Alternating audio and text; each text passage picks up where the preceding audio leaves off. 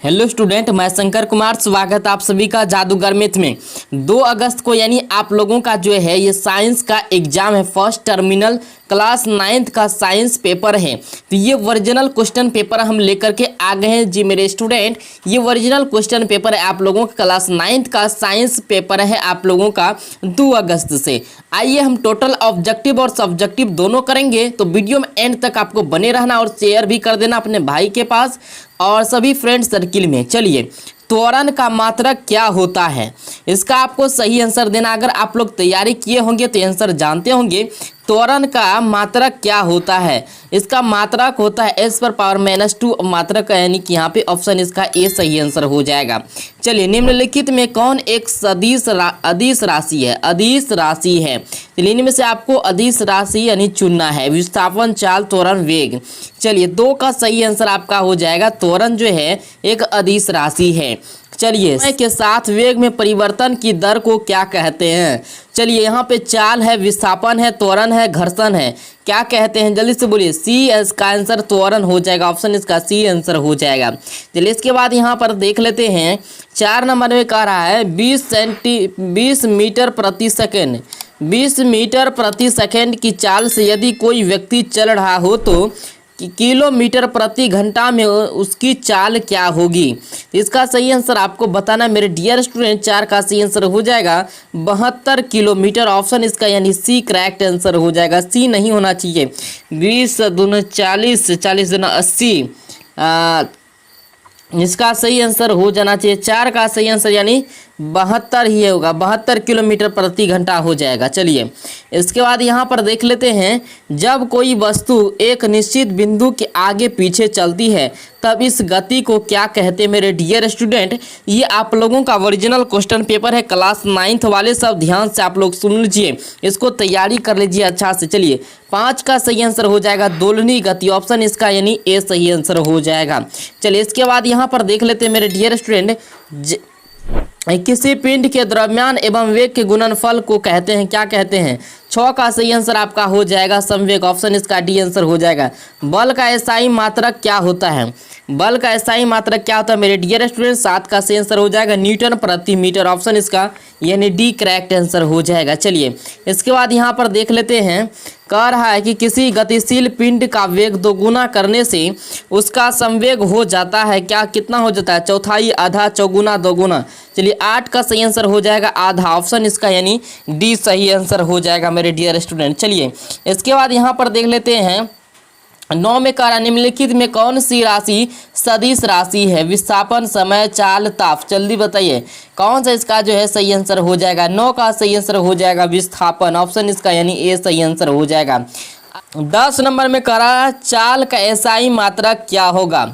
चाल का एसआई मात्रक पूछ रहा है, तो चाल का एसआई मात्रक क्या होता है मेरे डियर स्टूडेंट?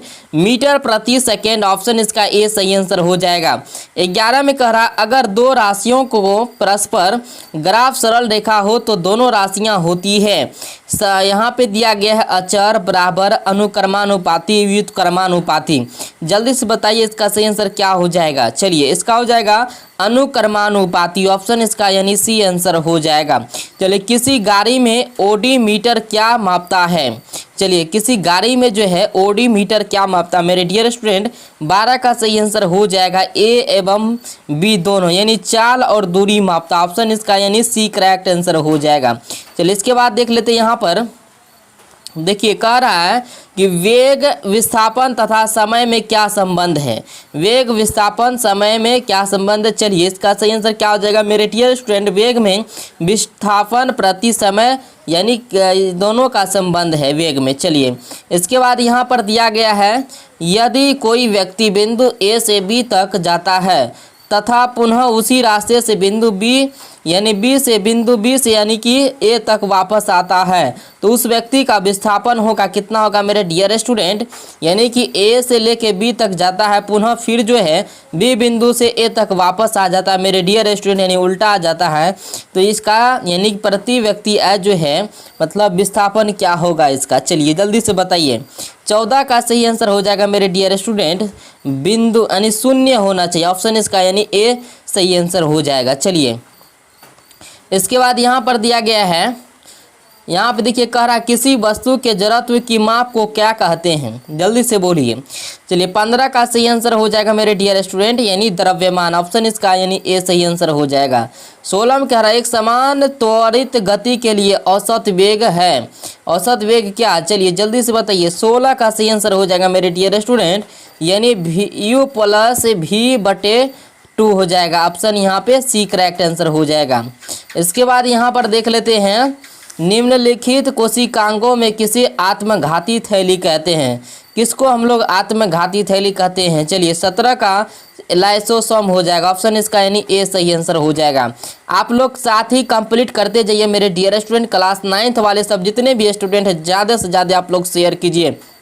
ये ओरिजिनल क्वेश्चन पेपर है, इनमें कौन जो है चयनात्मक पारगम झिल्ली है मेरे डियर स्टूडेंट, आप लोग पढ़े होंगे फर्स्ट चैप्टर में।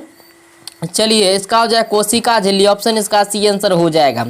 इसके बाद यहाँ पर देख लेते हैं कह रहा कोशिका में राइबोसोम की अनुपस्थिति में कौन सा कार्य संपादित नहीं होगा, जल्दी से बताइए।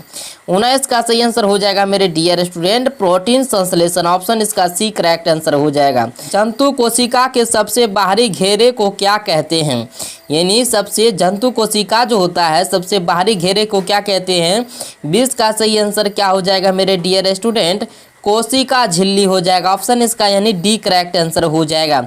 चलिए इसके बाद 21 में कोशिका भित्ति होती है अर्धपारगम, पारगम, चयनात्मक पारगम, इनमें से कोई नहीं। चलिए 21 का सही आंसर हो जाएगा मेरे डियर स्टूडेंट अर्धपारगम में, ऑप्शन इसका ए सही आंसर हो जाएगा। चलिए इसके बाद यहाँ पर देख लेते हैं रंगीन प्लास्टिड को कहते हैं, क्या कहते हैं रंगीन प्लास्टिड को, जल्दी से बताइए मेरे डियर स्टूडेंट। 22 का सही आंसर हो जाएगा ल्यूकोप्लास्ट, ऑप्शन इसका ए सही आंसर हो जाएगा। इसके बाद यहाँ पर देख लेते हैं कह रहा है 23 में पौधों में गैसों का आदान प्रदान किस क्रिया द्वारा होता है, पौधों में गैसों का आदान प्रदान किस क्रिया द्वारा होता है, तो इसका आंसर हो जाएगा विसरण द्वारा होता है। कोशिका जो है सिद्धांत किसने प्रतिपादित किया था, कोशिका सिद्धांत किसने प्रतिपादित किया था मेरे डियर स्टूडेंट, तो किसने किया था स्लाइडेन एवं स्वान, ऑप्शन इसका यानी ए सही आंसर हो जाएगा, स्लाइडेन ने किया था। चलिए इसके बाद यहाँ पे देख लेते हैं कह कोशिका झिल्ली बनी होती है, कौन सी का बना होता है कोशिका झिल्ली, चलिए जल्दी से बताइए। 25 का सही आंसर हो जाएगा मेरे डियर स्टूडेंट कोशिका झिल्ली लिपिड एवं प्रोटीन दोनों की बनी होती है, ऑप्शन इसका सी करेक्ट आंसर हो जाएगा। इसके बाद यहाँ देख ले प्लास्टिड एवं माइटोकॉन्ड्रिया में क्या समानताएं हैं, जल्दी से बताइए। 26 का आंसर क्या हो जाएगा मेरे डियर स्टूडेंट, इसका हो जाएगा इनमें से सभी हो जाएगा, ऑप्शन इसका डी करेक्ट आंसर हो जाएगा। इसके बाद यहाँ पे देख लेते हैं किसके द्वारा मिट्टी से जल और खनिज लवण पत्तियों तक पहुँचाया जाता है, किसके द्वारा खनिज लवण तथा पत्तियों तक पहुँचाया जाता है, जल और खनिज लवण पत्तियों तक पहुँचाया जाता है किसके द्वारा, चलिए 27 का सही आंसर हो जाएगा जाइलम द्वारा पहुंचाया जाता है, ये आपको 10 में भी पढ़ना है। पौधे की लंबाई किस ऊतक द्वारा बढ़ती है, चलिए पौधे की लंबाई किस ऊतक द्वारा बढ़ता है, ये पावर्स व विभजोतक ऊतक से बढ़ता है, ऑप्शन इसका ए सही आंसर हो जाएगा। इसके बाद देखिए यहाँ पे कह रहा है पादप कोशिका भित्ति किस पदार्थ की बनी होती है, पादप कोशिका भित्ति किस पदार्थ की बनी होती है मेरे डियर स्टूडेंट। 29 का सही आंसर हो जाएगा ग्लूकोज की, क्या हो जाएगा ग्लूकोज, ग्लूकोज नहीं होना चाहिए मेरे डियर स्टूडेंट, इसका सही आंसर क्या होना चाहिए 29 का, यानी कि सेल्यूलोज की होनी चाहिए, ऑप्शन इसका बी आंसर हो जाएगा।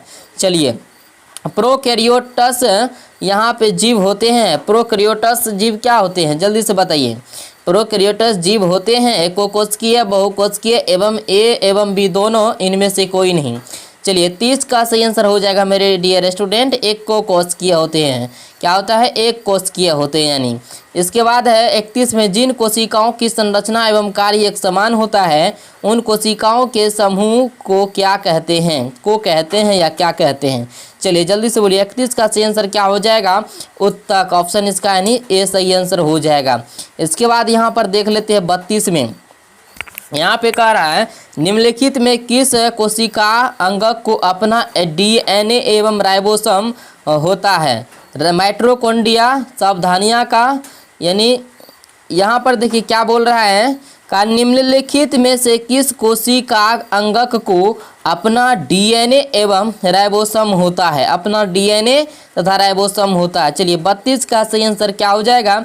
माइटोकॉन्ड्रिया का ऑप्शन इसका ए सही आंसर हो जाएगा। चलिए इसके बाद यहाँ पर है किसी ठोस पदार्थ का सीधे गैस में परिवर्तन कहलाता है। क्या कहलाता है? 33 का सही आंसर हो जाएगा इसका इनमें से कोई नहीं, ऑप्शन इसका डी सही आंसर हो जाएगा। क्लास 9th वाला सब टोटल ऑब्जेक्टिव आप कंप्लीट कर लीजिए मेरे डियर स्टूडेंट। पदार्थ की चतुर्थ अवस्था को क्या कहते हैं? जल्दी से बोलिए, पदार्थ की चतुर्थ अवस्था को क्या कहते हैं? 34 का सही आंसर हो जाएगा प्लाज्मा, ऑप्शन इसका डी सही आंसर हो जाएगा। 20 डिग्री सेल्सियस पर जल की भौतिक अवस्था क्या होता है? जल्दी से बताइए। 20 डिग्री सेल्सियस पर जल की भौतिक अवस्था क्या होता है? 35 का सही आंसर हो जाएगा यानी द्रव्य, ऑप्शन इसका बी आंसर हो जाएगा। गर्म करने पर गैसों का आयतन क्या होता है? घट जाता है या बढ़ जाता है? चलिए जल्दी से बोलिए। जब भी गर्म करेंगे गैसों को तो उसका आयतन जो है यानी घट जाता है। क्या होता है? आयतन घट जाता है। जिस तापमान पर कोई ठोस पिघलकर द्रव बन जाता है उसे कहते हैं, उसे क्या कहते हैं मेरे डियर स्टूडेंट? जल्दी से बोलिए। 37 का सही आंसर क्या हो जाएगा? चलिए इसका हो जाएगा गलनांक, ऑप्शन इसका बी आंसर हो जाएगा। 38 में कह रहा है कौन से पदार्थ का ठोस रूप शुष्क बर्फ के नाम से जाना जाता है? ठोस रूप शुष्क बर्फ के नाम से जाना जाता है। इसका सही आंसर हो जाएगा CO2, ऑप्शन जो इसका यानी सी करेक्ट आंसर हो जाएगा। इसके बाद कि यहाँ पे 39 नंबर में कह रहा है हवादार जगहों पर द्रव के वाष्पन का वेग होता है तो घट जाता है, बढ़ जाता है, अपवर्तित हो रहता है, इनमें से कोई नहीं। चलिए जल्दी से बताइए इसका सही आंसर क्या हो जाएगा? 39 का सही आंसर हो जाएगा यानी बढ़ जाता, ऑप्शन इसका बी आंसर हो जाएगा मेरे डियर स्टूडेंट। चलिए इसके बाद है गैस का द्रव में परिवर्तन कहलाता है। क्या कहलाता है? गैस का द्रव में परिवर्तन कहलाता है। गैसीकरण, ऊर्ध्वापातन, संघनन, जमना। जल्दी से बोलिए इसका सही आंसर। 40 का हो जाएगा क्या? संघनन, ऑप्शन इसका यानी सी करेक्ट आंसर हो जाएगा। देखिए वैसे आपको 40 ही ऑब्जेक्टिव बनाना मेरे डियर स्टूडेंट, 48 ऑब्जेक्टिव आप लोगों को पूछा जाता है तो आपको 40 ही ऑब्जेक्टिव बनाना है। अब यहाँ पे कंप्लीट करना आपको सब्जेक्टिव क्वेश्चन, ठीक है। सब्जेक्टिव क्वेश्चन भी बहुत ही इजी सब क्वेश्चन पूछा गया है।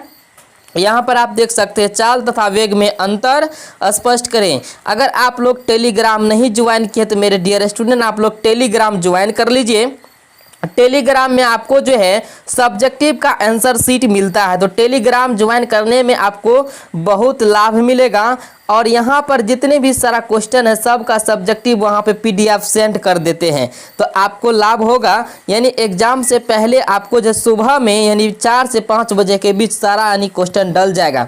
अगर आप चैनल पे लेना चाहते तो हमें कमेंट कीजिए, चैनल पे भी वीडियो सब्जेक्टिव का बना के डाल देंगे।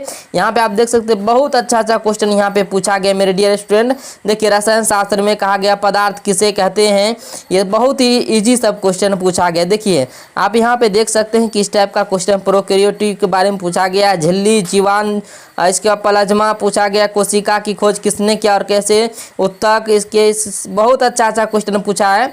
अगर इसका सारा का सब्जेक्टिव अगर आप चाहते हैं लेने के लिए, टेलीग्राम का नाम है जादूगर मैथ, आप जादूगर मैथ सर्च कीजिए जाकर के, टेलीग्राम खुल जाएगा और वहाँ पे आपको सब्जेक्टिव क्वेश्चन भी मिलेगा और चैनल पे भी आपको डाल देंगे। कमेंट करिए आप लोग और चैनल पे भी आपको मिल जाएगा मेरे डियर स्टूडेंट। आप निश्चित होकर के सब्जेक्टिव ऑब्जेक्टिव तैयारी करके चले जाइएगा एग्जाम देने। तो मिलते हैं अगले वीडियो में, चैनल को जरूर सब्सक्राइब कर लीजिए, बेल घंटी को दबा के ऑन कर दीजिए। थैंक यू, धन्यवाद।